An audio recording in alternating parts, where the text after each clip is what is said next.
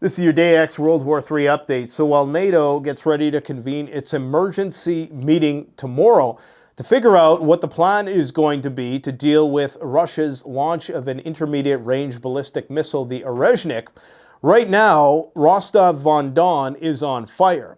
Something in the city that is home to Russia's Southern Command that oversees all of the Ukrainian operations in Rostov-on-Don is on fire. We don't know if it's a factory, is it an airport? Whatever it is, it seems to be burning brightly. And of course, Russia has become incredibly restrictive, just like Ukraine, with respect to the video footage that we can get of these events.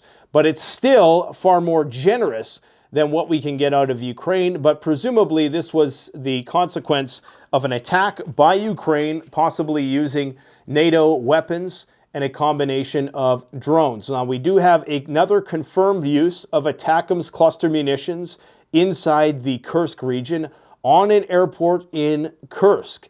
This is at an airport near Kursk, a military airport. The Russians are saying that it was no longer in use. The Ukrainians are, I guess, saying otherwise. Time will tell. Regardless, John Kirby today has confirmed that, in fact, the U.S. has given green light to Ukraine to utilize these weapon systems inside the Kursk region, and I think that there's probably a bit of leeway for them to use it in the periphery, in the Bryansk and possibly the Rostov-on-Don region as well. That's what currently constitutes a deep strike. Now, lots of news today that has the internet quite rattled. We're going to try to shed some light on this information. We're going to show you why it's really nothing new, and this has been a part of a long-standing plan that is only now being put into practice. You see, as preppers, we are way ahead of this curve, okay? And so a lot of this stuff that people are freaking out today about NATO, talking about preemptive strikes against Russia, this is something I've been talking about day in, day out for a long time. I haven't made the dedicated video on it, but remember, all of this, from the Russian point of view, this is a probing operation. These are people who, in the worst case, upper estimates, lost 25 million people in World War II. They are currently surrounded by countries that they deem adversarial to them, and for good reason, with the history of the Cold War. They are seeing this encroachment onto their territory. Whether we want to say that the Russian invasion was good or not, from the Russian point of view, everything that NATO says it's doing for defensive purposes, it's doing for offensive purposes, and that could easily be misread. So when NATO says, we're discussing the possibility of preemptive strikes against Russia for defensive purposes and that we won't respond until they do first, well, they're essentially saying that the plan is to do a decapitation strike against Russia's nuclear forces. That's what this is all about. Now, we're going to break that down in a little bit more detail. If you don't know what I'm talking about, Rob Bauer, the admiral of the chief of NATO, basically said today that they are planning on potentially drawing up a plan, they already have the plan, to do a retaliatory strike on Russia's strategic assets using conventional weapons. Meaning that if Russia were to attack some target inside NATO in response to Ukraine using NATO weapons to attack inside Russia, then this is what they'll do. They will proceed to potentially attacking Russia's strategic sites. Now, they've already been doing this. They've been attacking the radars. They've been chipping away at Russia's nuclear triad capability because, of course, as all of Russia's assets have been in range of these drones and now the ATACMS and the Storm Shadow and the Scalp missiles, while Russia's planes have been in range of those, they've had to pull them back, which creates a bit of a blind spot, especially considering they've had some of their radars destroyed or in some way compromised. That means that they cannot be on a optimal state of strategic readiness, which increases their hair trigger readiness in terms of, their nuclear forces, misinterpreting something that NATO is doing as potentially being offensive. So we'll talk a little bit about more of that in depth. We, of course, have France and Britain mulling sending troops to Ukraine. I mean, they were talking about this early last year. Everything that they're talking about or that they hint at as being a hypothetical, it's already been factored in. It's just a matter of when they're going to roll it out. We have the Department of Defense confirming indeed that the nuclear force posture has changed and that nuclear submarines are currently on a higher state of alert. Former retired General David Petraeus has reiterated his comments that if Russia attacks Ukraine with a nuclear weapon, that the United States will certainly respond by targeting all of Russia's assets within Ukraine and possibly inside Russia as well. I'm not sure where he gets his information from. I'm sure it's at least partly credible. But, I mean, they might be that crazy to start a nuclear war over Ukraine. At this point, I would not put anything past them. We're going to talk about Sebastian Gorka's comments about the proposition that Trump is going to make that, in fact, could make the problem much worse. This is Trump's counterterrorism pick. He essentially says something to the extent of Trump is going to say, we're going to arm Ukraine to the teeth, nuclear weapons, F-35s and all, unless you come to some sort of agreement, and that is going to be their strategy. Germany is building all kinds of bunkers and retrofitting and refurbishing bunkers of the Cold War era to meet the demands of their, 65, 80 million strong population. Lindsey Graham says the quiet part out loud once again, unabashedly talks about how they're going to leverage Ukraine's $7 trillion in resource wealth. The United States is going to be able to capitalize on this once Russia gets pushed out.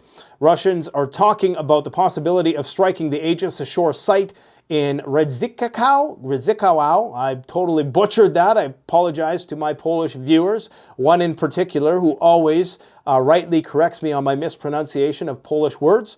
Nonetheless, they are talking about the potential of striking this facility, which was initially claimed to have been designed to detect and shoot down Iranian missiles. As insane as that might be, why would Iran ever want to go to war with all of Europe?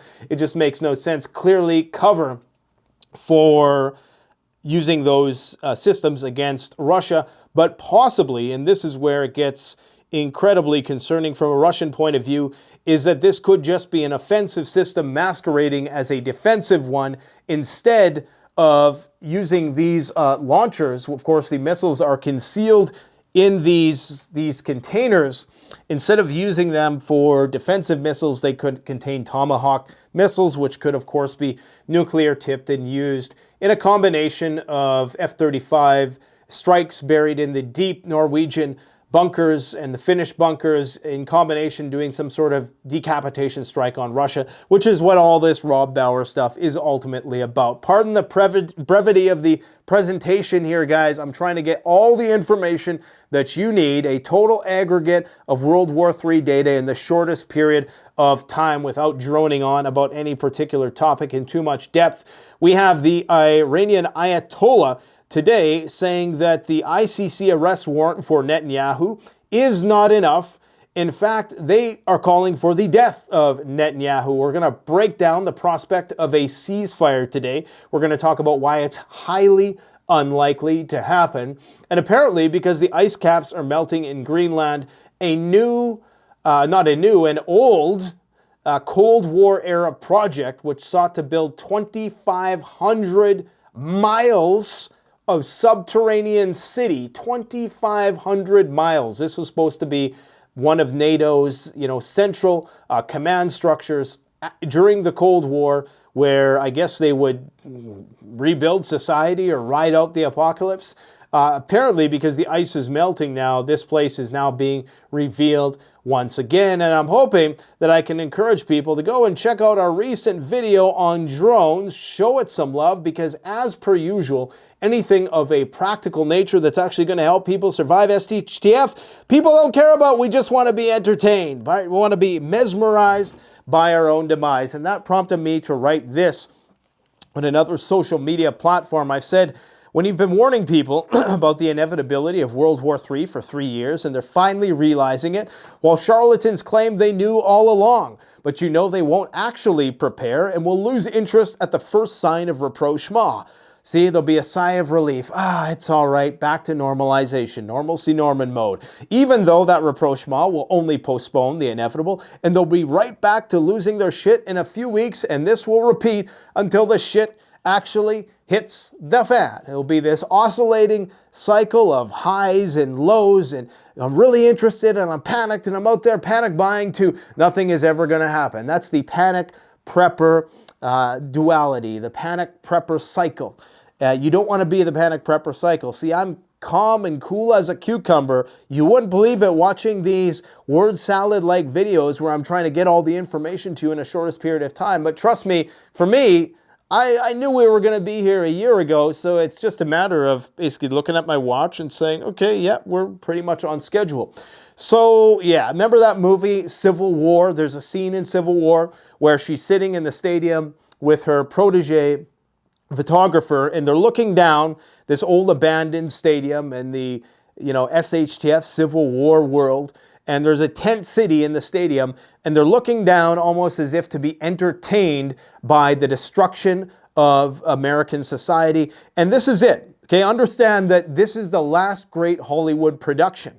It's reality. You're watching it right now. This channel, in some ways, is a part of that, telling that story of our own demise. This is the ultimate form of final entertainment for mankind, and it's watching the decay of our society, watching the deterioration and the destruction of our society in slow motion. That is the final form of entertainment. The only way we can appease our quest for endless amounts of titillating dopamine is to get off on our own demise. Isn't that the most masochistic shit you ever heard in your life? Holy shit! We are so close, man. We are so close, baby. Wow. Take a look at this. All right. Mr. Rob Bauer. Mr. Rob Bauer. Remember, flashlight on batteries. You need your flashlight on batteries. Make sure you have your flashlight with batteries. Never mind food or a place to squat in. Just your flashlight on batteries and radio.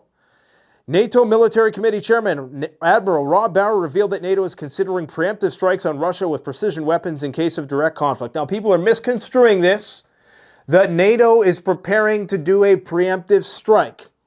And they're right. That is what NATO is preparing to do. However, they're talking about this in future tense. I don't think it's as future tense as Rob Bauer is making out here. The only thing tense by the looks of things is Rob Bauer, because he knows the reality of the situation. He is saying that we must strike first, targeting Russian missile launchers and disabling systems that could be used against us. Thus, this is a preemptive strike. This violates every possible red line of Russia's nuclear doctrine. This would trigger all-out nuclear war. This is exactly what you don't want to do. If you want to avoid mutually assured destruction, and you want to escalate this thing gradually, you don't seek to wipe out all of Russia's offensive capability. Okay, that would be an instantaneous end of the world scenario. So I really hope that they're just bluffing. In fact, I think they are, because I think they know that the escalation ladder is far more nuanced than this all or none bullshit.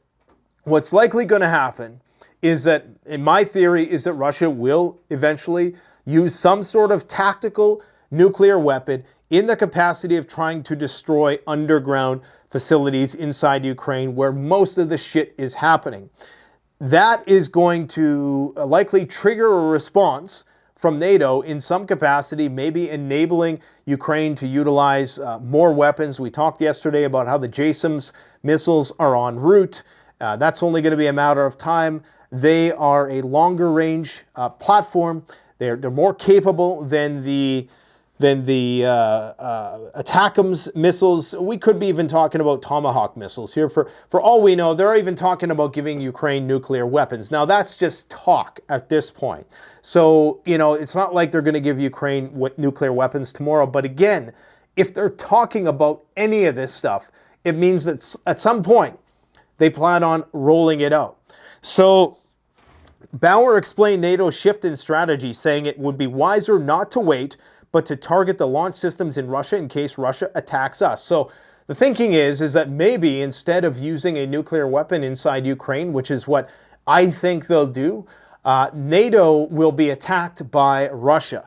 Quite possibly, the place where they may attack might be this Aegis offshore, or Aegis ashore site, I should say, in Redzikowo, Poland. And of course, this could potentially be construed as an offensive weapon system, which is why they might take it out. Putin is talking about mirroring. So if we attack Russia with ATACMS, Storm Shadow, or Scalp missiles, attack one of their military bases, maybe they put some ordnance on Ramstein, or on, what's that place with the F-35s in England? I think it's I can't remember what it is. It's something, it starts with an L. Anyways, it could be any one of those places that they put down ordnance. However, if they do this, then it's going to be an immediate Article 5 situation, which would bring NATO into a conflict with the Russians. So for that reason, I don't think they'll do that. I think they're going to keep it contained to Ukraine, despite what General Petraeus has to say.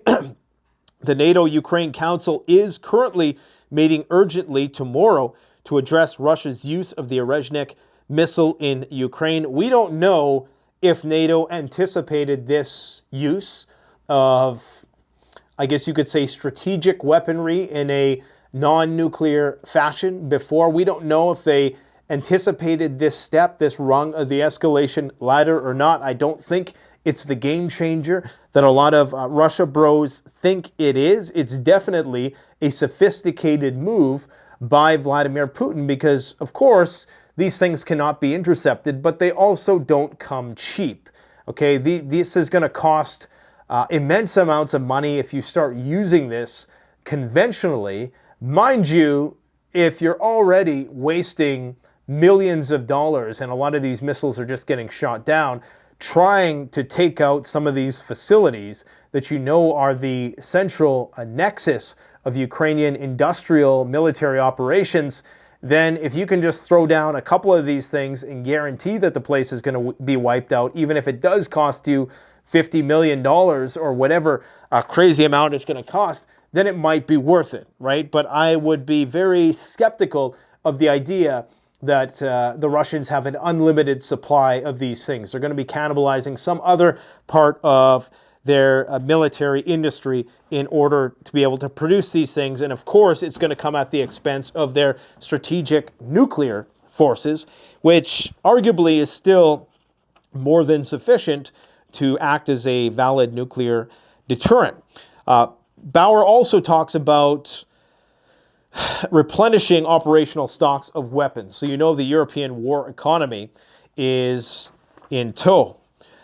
Earlier on Monday, Bauer said NATO was changing its attitude toward the idea that the alliance is purely a defensive alliance whose members will sit and wait to be attacked. He argued that in the event of a conflict with Russia, the bloc's countries should be the first to launch a combination of high-precision strikes on its territory. Now, U.S. and European officials are reportedly discussing the possibility of providing Ukraine with nuclear weapons. Now, considering Ukraine has F-16s, and Lavrov about a year ago warned that this F-16 platform was potentially a carry for nuclear weapons, we must surmise then that the nuclear weapons that they would likely have ever provide Ukraine with would have to be of the B-61 a tactical nuke variant that would be compatible with Ukraine's current fleet of F-16s, one which will be growing in the near future, or we can presume maybe they're going to be some sort of Tomahawk missile variant. Now, before anything like that were to happen, I think we'll see massive escalation. And it appears as though NATO is doing and saying every possible thing they can in order to provoke the Russians before January 20th. Trump's team has remained completely silent. They're already making excuses for why he's not saying anything. Oh, they're working on a peace deal behind the scenes. And maybe it's the case that they're trying to maintain some strategic ambiguity by not having Trump say anything. Because quite frankly, when I show you what Sebastian Gorka says about what Trump's policy may be, you're probably going to get an understanding as to why Trump is saying nothing, because it likely would be very escalatory, okay? So, potential European troop deployment in Ukraine. France and UK have resumed conversations about deploying troops or private military contractors to Ukraine. Of course, they say or. There's already tons of NATO troops. There's tons of evidence of NATO troops fighting in the Kursk region, never mind Ukraine. I mean, there's been NATO troops there all throughout this thing. They've been getting murked left and right by Kinzhal missiles. We know that for a fact. So this is really nothing new. These are just sheep-dipped troops, which is basically a term to denote when you basically give an early discharge to a troop and you say, hey, how would you like a job as a mercenary? And that's how the story goes.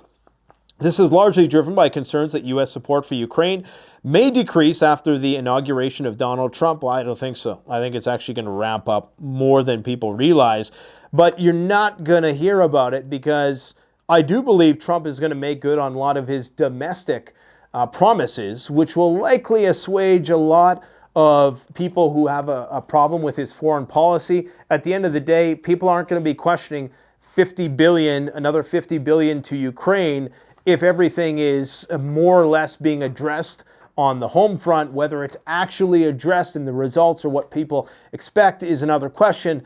But understand that I think the domestic issues, especially the civil unrest that could arise from the dragnet of trying to deport all the immigrants, and then you got the transgenders that are being banned from the military. There's going to be all kinds of protests, okay? Civil unrest that's going to be preoccupying all of the mainstream media networks. So a lot of this stuff is just going to fade into the background, with the exception of the hardcores who are paying attention to it on a daily basis, because we understand that the stakes are very high. This cooperation comes in light of fears that the U.S. may begin to scale back its involvement in Ukraine, which I don't know. I don't think they will. Following British Prime Minister Keir Starmer's visit to France on November 11th, talks between the UK and France have picked up once again. According to Vladimir Putin, he's confirmed that mass production of the Orezhnik missile system is underway following its successful first combat use against Ukraine's Yuzhmash defense facility. Now, again, something that people are not giving enough attention to with this strike. Number one, Putin is calling it a test, which you're not doing a test on a weapon system like this that has a great possibility for error in terms of it missing its target in a densely populated region like Dnipropetrovsk. You would not use it if you were not 110% sure that it wasn't going to rain down on a civilian area. Could you imagine if this thing was off by a few hundred meters and just happened to fall dead in the center of Dnipropetrovsk and rain down on a bunch of civilians? It could have been a completely different story. So I think what's not getting enough attention with, yes, there's a devastating capability, there's a potential nuclear capability, it cannot be intercepted, but the precision, the accuracy of the strike, I think that is what is so terrifying to NATO, and which is why they're calling an emergency meeting.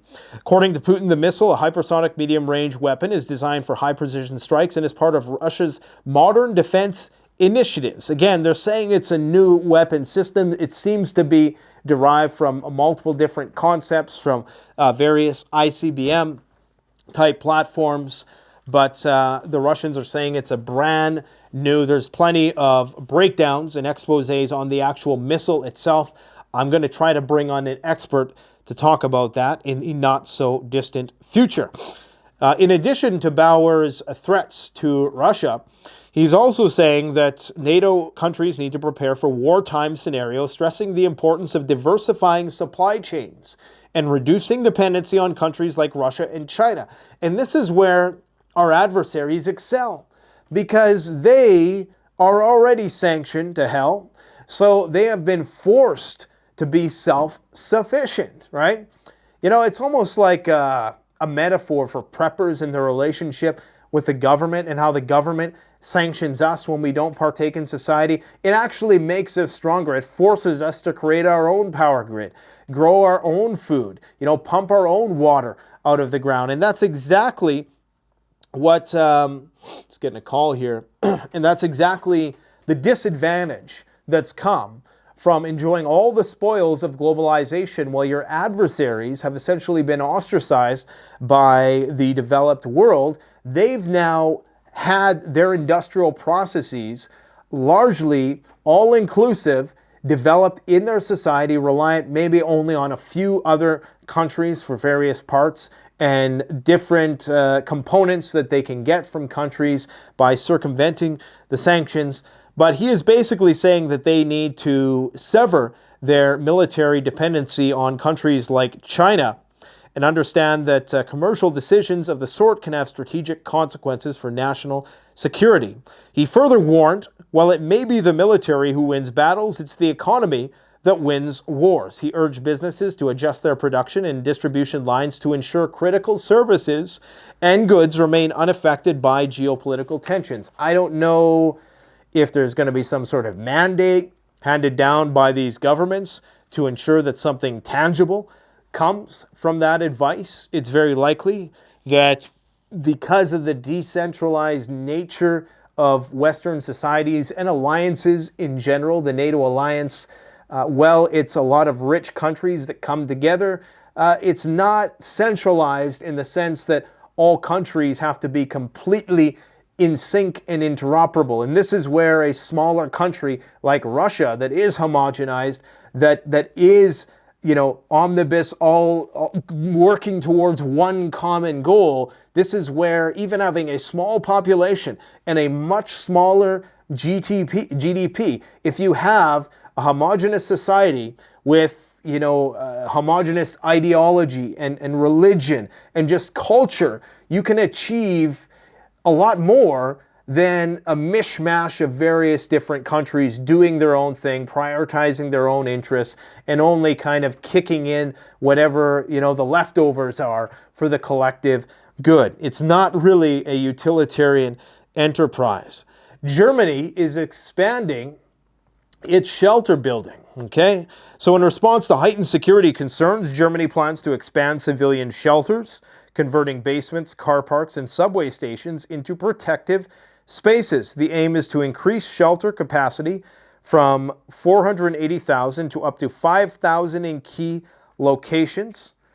So I believe they had, from 480, I believe they had something like, their capacity is greatly diminished since the Cold War, put it that way. So now they're scrambling to go underground, which seems insane that you would start these kind of wars and only now be preparing for this.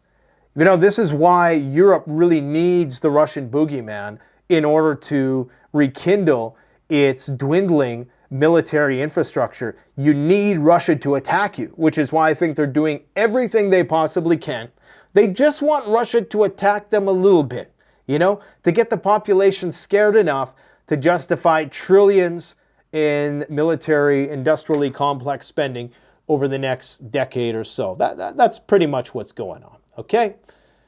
Okay, here's what Rob Bauer had to say. Let's see here. Did I already talk about this guy? Did he already? I can't remember if I even showed you guys this. Either way, we'll talk about it again. It's smarter not only to do that, but also to attack the archer that is in Russia if Russia attacks us. The old saying, attack the archer, not the arrows. So you need to have a combination of deep precision strike with which you can take out the weapon systems that are used to attack us. And of course, because we're a defensive alliance, we will have to take the first blow. Sure you will. So sure you're a defensive alliance, Rob, sure. Russia will start the conflict. Think of it, you're the Russians, right? You're surrounded by NATO countries who have F-35s parked in bunkers. Finland, the most bunker-dense country in Northern Europe, okay, right along your borders, you share a massive border. You have the Baltic states, Germany getting ready to mobilize divisions of soldiers to go into the Baltics. You have what's going on in Poland with the early warning radar system that you don't know if that's just masquerading for Tomahawk missiles, offensive weapons. You have what's going on in Ukraine. They're talking about putting NATO troops, nuclear weapons, and you just lost 25 million people in World War II. Worst case upper estimate, okay? Now, imagine you're Russians for a second. I know we think we're the good guys. We think we're the West, we can do nothing wrong. Democracy, rah, rah. We've been inculcated with this idea that we're the good guys from the get-go. But understand that the other side of the world doesn't view us that way. And they are paranoid as all hell that we're going to do a decapitation strike on them. And why would Vladimir Putin think otherwise at this point in time? I mean, he'd be stupid not to. You'd be questioning their intellectual capacity if he wasn't worried about being attacked constantly by this coalition of 32 countries that continuously got closer to their border, okay, and have sanctioned them and blah, blah, blah. Because we are not going to attack Russia out of nothing. Yeah, we will need more air defense. That's one of the lessons. So the things he's talking about, on the positive side, he's talking about things that are going to take years to do. But I wonder if they don't have some plan up their sleeve, or, if they aren't just trying to prime the population to accept what's coming, what could be coming in short order if things spiral out of control really fast. I don't believe in the mutually assured destruction hypothesis. I don't believe that this thing is going to escalate immediately. What I fear the most as a prepper is the shock, is the panic after the first nuke is used and the ripple effects throughout society.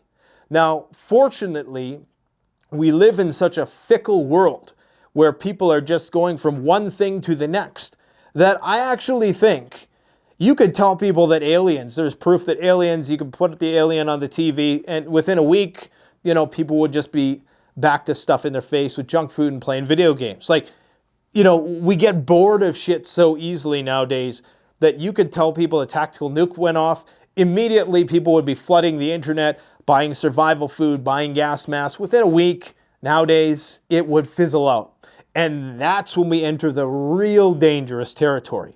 Because once you've normalized the use of tactical nuclear weapons, and it's coming, okay, it is absolutely, we're in an irrevocable situation that there's no way out of this situation unless somebody wins. And it's a much different environment than the Cold War. There's so many other variables, AI and autonomous weaponry and this new type of, borderline unconventional weaponry that can be utilized that changes the whole equation as to how this thing might play out. So I actually do believe that we could see the normalization of low-yield tactical nuclear weapons, and people are going to acquiesce to that reality with relative ease.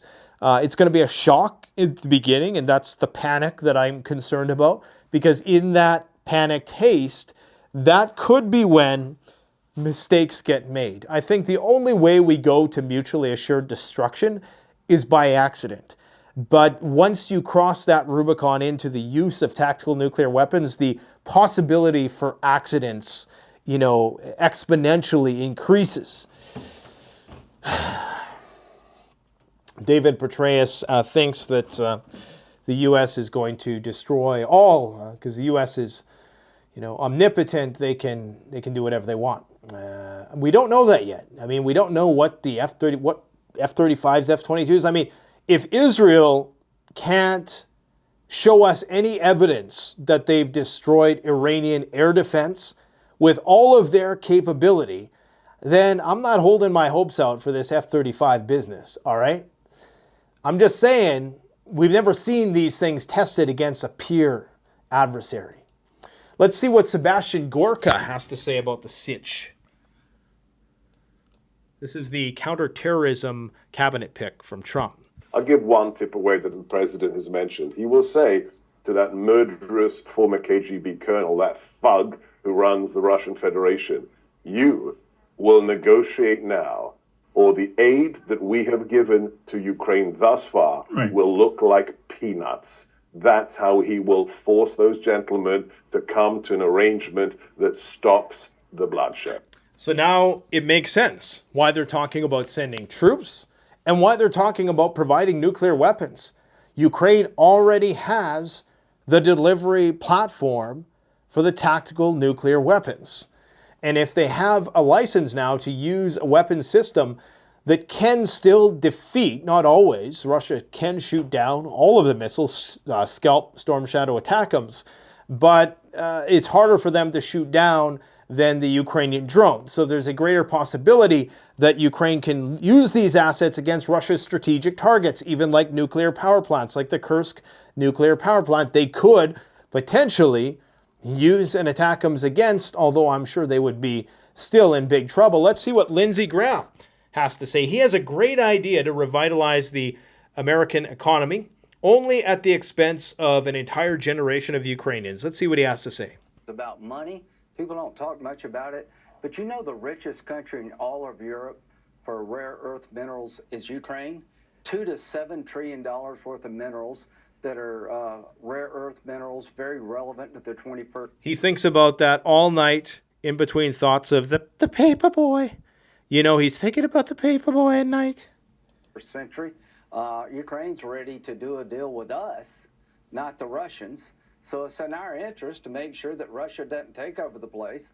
It's the breadbasket of really the developing world. 50% of all the food. I don't know who want to be eating Ukraine wheat when it's contaminated with all the frickin' depleted uranium and whatever else is going to be in there at this point in time. That cannot be a healthy breadbasket, but let's carry on. Going to Africa comes out of Ukraine. We can make money and have an economic relationship with Ukraine that'd be very beneficial to us with peace. So Donald Trump's going to do a deal to get our money back, to enrich ourselves with rare earth minerals, a good deal for Ukraine and us. Wow. And he's going to bring peace. And Biden's been a disaster when it comes to... At least he's being honest. You know what I'm saying? You got to hand something to LG. He's being honest, man. You know, he's telling us it's about money. That's what all wars are resource wars. So this, I already talked about this enough, I think. So this is the system. This is the vertical launch system that is used in conjunction with this Aegis Ashore site.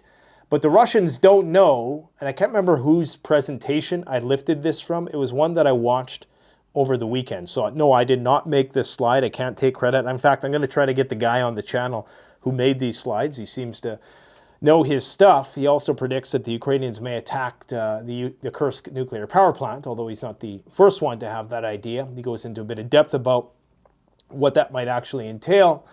So the vertical launch system, I guess the missiles are deposited into the system with this container thing, and so they don't know what kinds of missiles are in there. So in theory, they could be putting an offensive missile with a nuclear warhead on there, and this is what the Russians don't know. This is why this might be one of the prime targets that goes first if there was, Russian retaliation. Although I don't understand, like, the Russians would only do this if, because this is a strategic target through and through.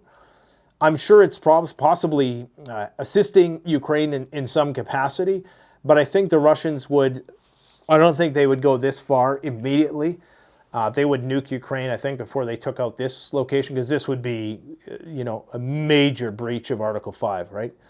But on the flip side, this is the equivalent of us striking their radars or leveraging our proxy, Ukraine, to strike their radars. Now, here's what's going on in the Middle East, okay? So Iran is expanding its uranium enrichment program in response to the International Atomic Energy Agency resolution. They plan to operate a substantial number of advanced uranium centrifuges, and they immediately started this right after the IAEA Board of Governors passed a resolution that was critical of its nuclear program. They called the resolution confrontational and politically motivated, but reiterated its commitment to cooperate with the IAEA within the framework of international agreements. They emphasized the right to expand its nuclear program while maintaining cooperation with the IAEA. So this is bad. This is bad. Because in addition to that, in this speech by the Ayatollah, they are essentially chanting death to Netanyahu. Now, if you know what's happened in Netanyahu in the last few days, there was a leak that alleges to disclose all the names of various Mossad agents, as well as a variety of different Mossad secrets, some leaked audio and video footage of Netanyahu that I'll show you in a moment. In addition to that, there is concern that if there is a ceasefire, that essentially he is going to be held to account. You're going to see the resurrection of this civil unrest inside Israel, and that essentially I don't think that there's both sides, there's so much intransigence there that it's impossible for a ceasefire to hold for a significant period of time. When, for a variety of reasons that if I have time I'll get into, it's very unlikely for any ceasefire to stick. When you have the Ayatollah, like he is in this video, calling for Netanyahu's assassination, and you have a cabinet full of Israeli hawks en route on January 20th, I mean, forget about it. And you have True Promise 3, which, according to some Iranian sources, could literally happen any day now. Here's what they're chanting.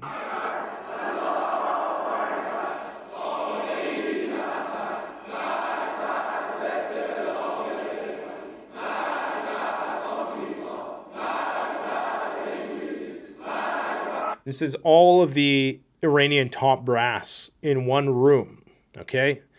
So the fact that they're congregating like this at all shows that they're not, or they have confidence in their defense systems. But some people are speculating that there could be an attempt to do a decapitation strike in the same way that was done with Hezbollah, but on Iran. So I guess we'll have to see. When it comes to ceasefires, this is a great contrast of videos here. So on the one side, on the left side, you have Gaddafi, okay? And now this is what Gaddafi said. We all know what happened to him. He said the following: they want to establish a Zionist empire on Arab lands. Don't believe their talk about peace. He says it's deception and lying to the masses. They want to establish a Zionist empire on Arab lands. Now, on the other side, we have a leaked video of Netanyahu, and here's what he has to say, okay? Talking about the subterfuge, the deception, the skullduggery leveraged by the Israeli leadership in order to deceive its enemies. Here's what he has to say, and this is why I have serious doubts that Hezbollah is taking this ceasefire seriously at all. He says, we have neighbors here, sworn enemies. I'm constantly passing them messages. I confuse them, mislead them, lie to them, and then hit them over their heads. So essentially saying, we cannot be trusted at all. This is confidential and can't be leaked, okay? Okay. Well, I guess it got leaked. Wow. Did you guys know that in the Arctic, there was a project called Project Iceworm? NASA discovers Camp Sentry, a NASA Gulfstream 3 aircraft, during a 2024 survey of Greenland's ice sheet, revealed images of the abandoned Camp Sentry military base, which was built during the Cold War. Underneath this, they had planned on doing something called Project Iceworm. The base was the site of a secret U.S. plan to build 2,500 miles of tunnels to launch nuclear missiles at the Soviet Union. 2,500 miles of tunnels. Now, if they didn't do it here in full, imagine what they have that we don't know about. Just really, we're not talking Raven Rock. I think Raven Rock, Cheyenne Mountain, I think that's all, that's all old news. The real, especially with the drilling technology they have today, and with Elon Musk's boring company as a convenient front, I think that they probably have some very extensive and sophisticated underground complexes that we can't even imagine. I would not doubt. I'm not really going to get into this because this, you could do a whole presentation on just this very thing. And there's probably, way better. There's documentaries on this particular site as well if you want to go and check them out. I said that I might, if I had time, go into more depth about the ceasefire thing. So here's my rationale as to why the ceasefire is just bullshit. Okay, and even if it starts, it's not going to last long. As soon as Hezbollah's rockets stop, protests will erupt at the Knesset and Bibi's house. He needs people hiding in bunkers, not resisting in the streets. Meanwhile, hawks to the other side are pushing him to escalate the conflict. So, you have a lot of people who, I'd say the majority of the Israeli population does want peace, but you have these hawks, these hardline right-wingers within the Knesset who want Netanyahu to go all the way, eradicate Hamas, eradicate Hezbollah. On the flip side, you have a bunch of people who don't like Bibi, and as soon as the shelling stops, they're going to come up from the bunkers and they're going to start to rally and protest, and it's going to be civil war in Israel all over again. Thus, the incentive is to escalate and not have a ceasefire, okay? Number two, we have the Israelis consistently use this tactic, as I recently indicated, of inciting temporary calm to try to flush out their adversaries out of hiding. If Hezbollah falls for this trick again, then I guess Darwin do them part. Number three, an entire cabinet of pro-Israeli war hawks is just weeks away from entering the White House. So maybe this is trying to forestall a escalation in the conflict, to do Biden a favor, maybe for all of the support, the secret support that he's given the Israelis over the last year and a half. It could be that. It could just be waiting for Trump to get back into office to really, put the pedal to the metal and play pretend for a while. So to give their soldiers some rest, because right now inside Lebanon, contrary to what you're hearing in the mainstream media, Israel is getting its ass handed to it on the ground. Whenever it has to go mano a mano with a near-peer adversary that has advanced weapon systems and they're trying to do this ground invasion, they just get their ass kicked. Okay, the only thing they can really do is bomb with impunity.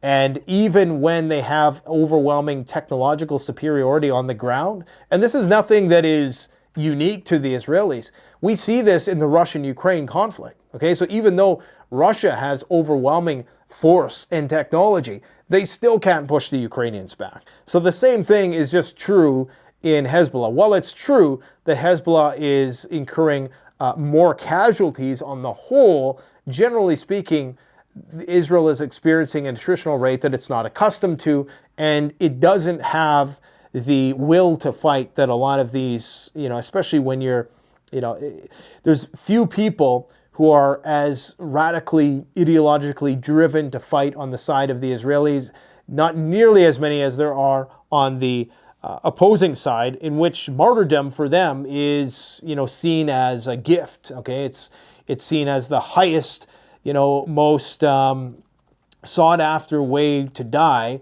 is to go out as a martyr fighting for your country, which can't be said for the Israeli side. Okay. Iran has just ramped up in uranium enrichment. It's called for Bibi's death, and they're in the process of hyping up Operation True Promise 3, which could happen any day now. The conditions of the ceasefire itself seem absurd. I haven't even talked about those because they're so absurd.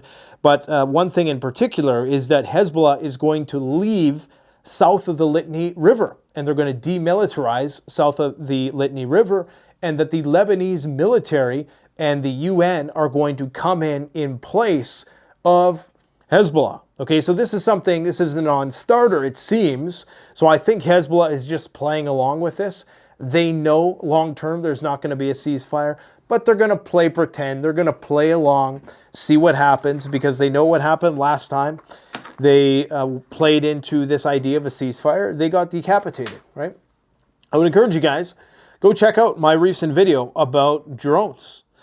We do a lot of blue strip videos here. If you think that all I talk about is, you know, day X in World War III, day in and day out, it's probably because either you're not getting notified to those other blue strip style videos, or you're seeing them and you're just not clicking on them because secretly you really just want to be amused and mesmerized by our own demise, as opposed to actually taking the practical steps that you need in order to get prepared. I would say that the DJI Neo drone is a good starter drone. It's one of the most cost-effective.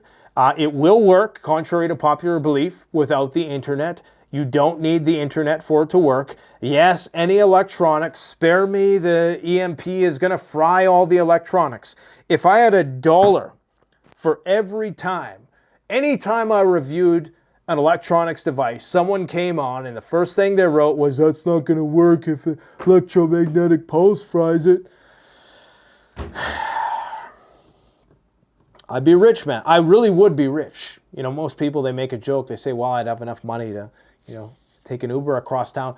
I actually would be rich if I had $1 for every time somebody said that. Put it in a Faraday cage, forget about it. Are the Chinese probably recording everything about you? Sure. But, you know, we'll cross that bridge when we get there, all right? The fact is, they make the best drones in the world. There are other drones, like the Autel line that we're going to show you in a bit, that are a bit more jailbroke and don't require signing your life away. But at the end of the day, I mean, you know, the capability that it affords you for the minimal investment relative to what it used to cost is negligible in terms of what it allows you. Like, imagine you're stuck in the woods and you're lost. If you can put a bird up in the air, get your bearings that way, not have to waste time hiking up to the nearest mountain with the limited calories you have, you know, that's a potential lifesaver in a variety of different situations. In terms of security and surveillance, I use a drone, I'm not lying, at least once every 2 days on my property to surveil and just to see what's going on, to see where the animals are at. It's so incredibly useful. Don't be a dinosaur. They're super easy to use. I don't get sponsored by DJI. Okay, I do these videos because I like sharing the information with you guys, even though these videos don't get a lot of views. They cost me a lot of money to make, but I do it for the love of just doing it and, you know, hopefully bringing you products that are going to help you out, genuinely help out people who are serious about prepping and not just here for amusement. All right, guys, I got to get going. Thanks.